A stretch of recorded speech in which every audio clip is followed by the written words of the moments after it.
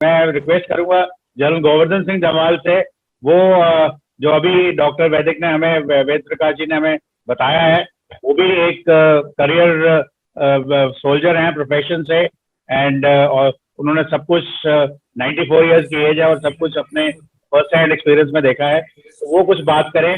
तो फिर प्रोफेसर सुरेश चंद्र हैं जो यहाँ पे हमारे साथ हैं और आपके बहुत बड़े फैन हैं, वो भी इसके बारे में काफी कुछ बात करें। जंदियाल साहब हैं जो करियर डिप्लोमेट हैं, फिर उसके बाद प्रोफेसर समयाल हैं, और बाकी सब लोग जो यहाँ पे यंग बॉयज एंड गर्ल्स हैं, सबसे बोलूंगा कि अभी हम जो नया सेगमेंट खोलने जा रहे हैं डिस्कशन का, तो इसमें आप बोलिए और अपने अपने विचार रखिए और पैनलिस्ट से क्वेश्चन पूछिए।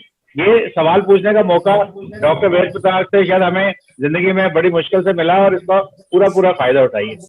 मैं डॉक्टर वैदिक साहब से मुत्फिक हूँ, लेकिन एक चीज़ पे मैं टिप्पणी करना चाहता हूँ कि भारत सरकार तालिबान को इस्लाम के बारे में बताएं और इस्लाम, अच्छा इस्लाम क्या है। शायद वो भूलते हैं कि हमें अपने देश में आज तक कश्मीर में नहीं बता सके और कश्मीर के लोगों को ये सबक नहीं सिखा सके, तो हम ये तालिबान को क्या सिखाएंगे। आपकी बात तो ठीक है, जी। जो अभी श्रीमान जी ने कहा वो बात तो बहुत ठीक है।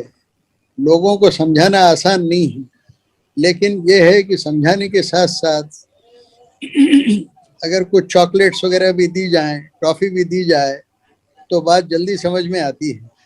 भारत ने $3 बिलियन और उसके पहले भी बहुत पैसा लगाया।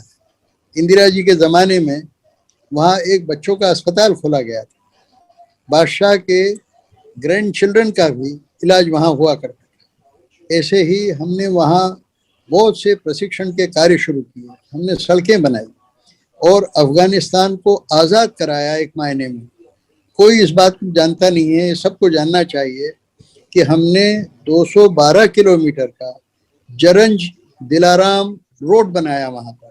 ये 1973 में जब सरदार दाऊद आए वहाँ ज़हीर शाह साहब को हटा के, तब ये सुझाव मैंने उनको दिया था, सरदार दाऊद को।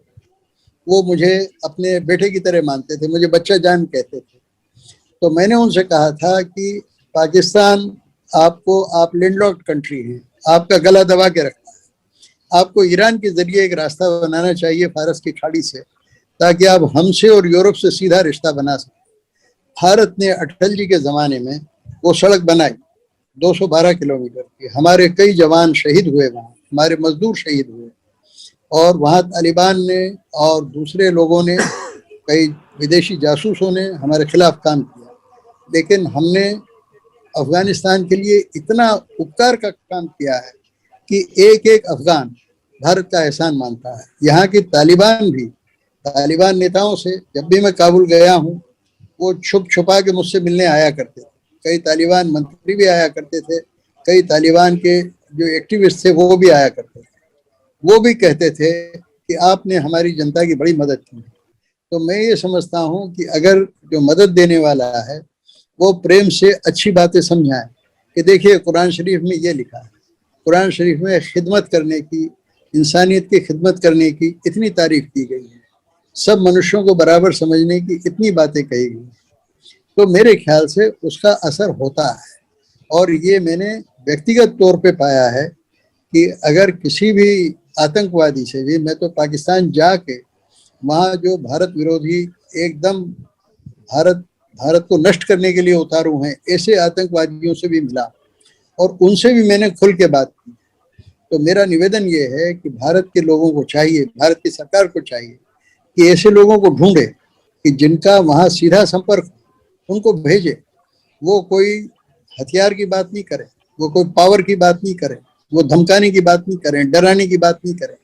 ये सब काम तो सरकार को, फौज को करना चाहिए। ऐसे लोग जाने चाहिए जो प्रेम की बात करें, मोहब्बत की बात करें, ताउन की बात करें, सहयोग की बात करें।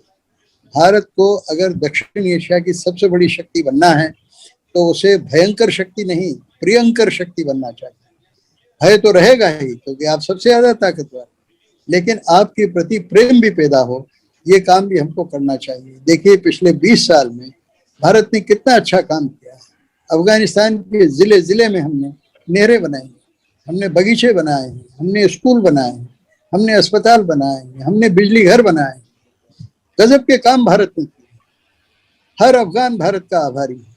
उसका लाभ हमको उठाना चाहिए। हमको तालिबान को प्रेम से समझाना चाहिए। बाकी दूसरे रास्ते तो खुले हुए हैं, उनको अपनाने के लिए किसने रोका? Please like and subscribe.